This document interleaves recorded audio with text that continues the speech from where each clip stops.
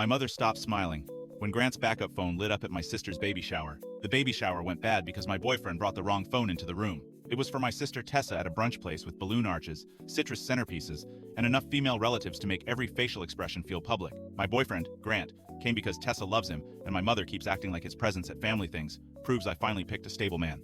I wanted that to be true. The problem had a name, Brielle. According to Grant, Brielle was just the new operations manager at his office. Too intense, too needy, too flirtatious with everybody. The last month had been full of little things I hated and then talked myself out of hating. He started showering after work before touching me. He took vendor calls in parking lots. Once his phone lit with Brielle's name and a heart emoji he swore came from an old team joke contact sync. I never had enough to accuse him cleanly.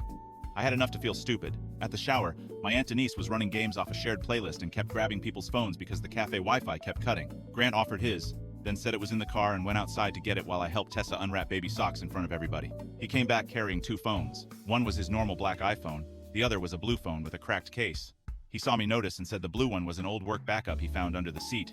Then he dropped both on the gift table and started helping my uncle carry in sparkling water like he had not just brought a secret into a baby shower. The room could still have stayed normal if my cousin Marcy had not grabbed the blue phone by mistake when Denise asked for music. Marcy tapped the screen to wake it. It was unlocked. A text thread was already open. Brielle. If her family keeps you all afternoon, don't call from the shower one again. That ringtone is obvious. Nobody spoke. Marcy looked at me first, then at the screen, then back at me like she wanted permission to have not seen it. Grant moved fast and said it was not what it looked like. My mother stood up. Tessa stopped unwrapping gifts. Denise said, "Then what does it look like?"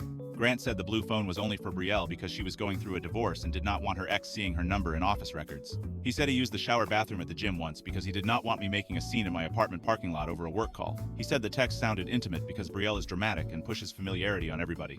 That might have held for another minute if Marcy had not accidentally tapped the top of the thread while trying to hand it back. The contact banner dropped down. Brielle, do not save on main.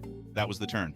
Until then, people could still tell themselves this was weird office secrecy and bad optics. Once the contact name landed, the room stopped rescuing his explanation and started measuring how much planning had gone into hiding her from me.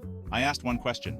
If she was only a coworker, why did he need a second phone and a contact label built around not saving her on his main one? He said because I had become impossible to reassure and because every harmless thing about Brielle turned into an argument. Maybe he believed that.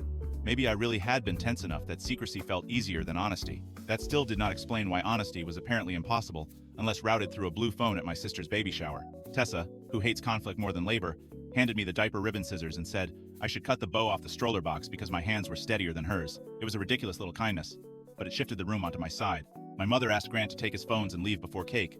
He said everyone was convicting him over language and one backup device. Maybe they were. What they were not doing anymore was calling Brielle harmless.